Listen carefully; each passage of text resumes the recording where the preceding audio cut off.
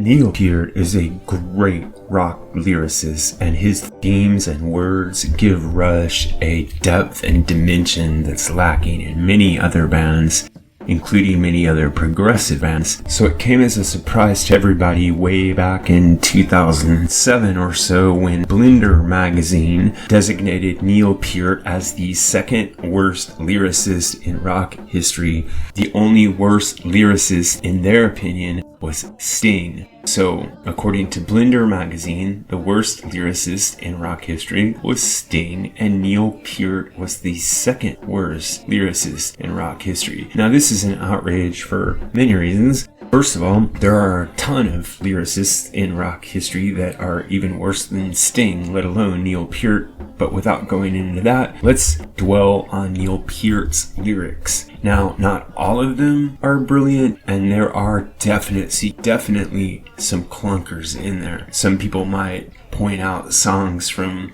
Caress of Steel, like Panacea, or songs from A Farewell to Kings, like Cygnus X1, which is a song that Neil Peart himself says he dislikes. And yet there might be those who object to some of his political songs or some of his anti-Cold War songs, like Force 10. But for me, there's one Neil Peart lyric that is just really bad and doesn't deserve to be mentioned along with the other great songs he wrote, like Closer to the Heart, or Tom Sawyer, or The Trees, or Xanadu, or any of the brilliant songs that he wrote for the album Power Windows, where I think his lyrics were hitting one of their peaks. There is one track that I feel has substandard lyrics, but before I tell you what that is, I want you to listen to what Neil Peart said in response to the Blender article that called him the second worst lyricist in the world. So let's listen to what Neil Peart said when he heard about that poll. Wow, they said you weren't a very good lyricist, but I'm sure that obviously people disagree with it. But when you read that, how do you feel? Yeah, it can't help but be stung. I don't think anyone that I would want to know would be above that, and it's actually a beautiful illustration. Another author, Tom Robbins, I was always a great admirer of his novels, and I loved the way they kept getting better and more adventurous every time. And there was one of his, I think it was Skinny Legs and All, that there was just a scathing review in the New York Times by a moron. So I got angry about it, and I wrote to Tom Robbins and said, look, as a longtime reader, I just want you to know that your readers are more than satisfied, and I love the way you keep progressing, etc. And he wrote me a really nice answer and said, I stopped reading reviews long ago because if I believed the good ones, I'd have to believe the bad ones. And I took that so to heart, and I never read another review. That must be kind of so smart. Have you ever written a lyric that, in hindsight, when you hear Geddy sing it on stage, you're like, I could have written that differently? Well, there are things you grow out of and become better than, and a lot of experiments. Let's face it, when our career being so long, I've said before, I wish really our first album was kind of Moving Pictures in 1981, because for the 6 years before that, we were experimenting. And there are times, I got into alliteration so crazy because I was studying the history of poetry, and I learned that there used to be no rhyme. The whole trick in poetry used to be alliteration, and just having as many words as you could that started with the same letter. So I got playing with that and had a lot of fun with it in even the previous records, but by then I learned how to use it. And it parallels our progress musically too. We got so excited about technique, the three of us. I mean, genuinely, like boys, like geeks. Yeah. And we would learn how to play in complicated time signatures, and we would have to do it because we could. Well, we grew out of that, and it became part of our arsenal then, and that's why you can kind of point at that time in 1980-81 when we gathered all of those forces with the confidence in songwriting and arranging.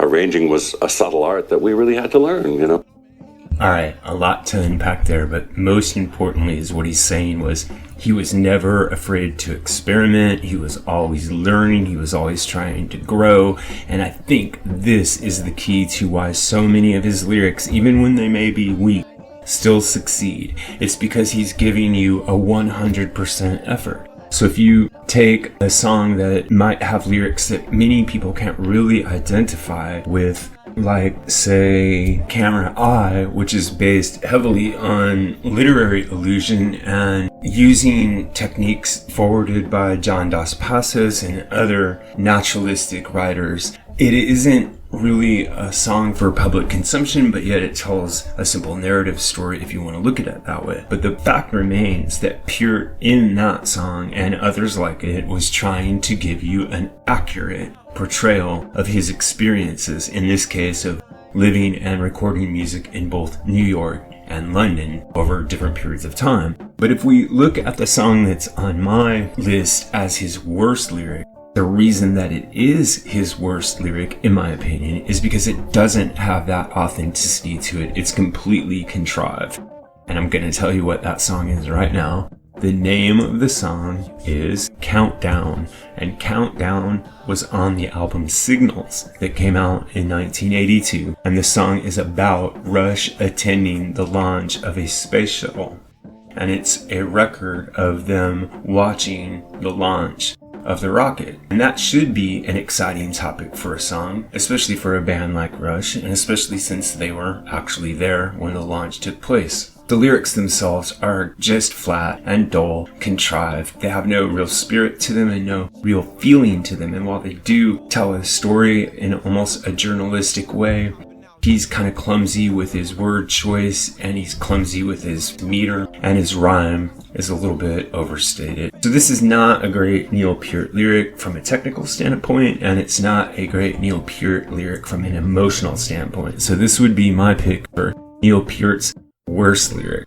What I want to know from you is, do you agree? Do you think the lyric to Countdown is mediocre? And if not, what would be your pick for the worst lyric Neil Peart ever penned? Remembering, of course, that this is all in good fun and that we acknowledge Neil Peart as an absolute master of the rock lyric. I'd be interested to hear which song you're going to choose.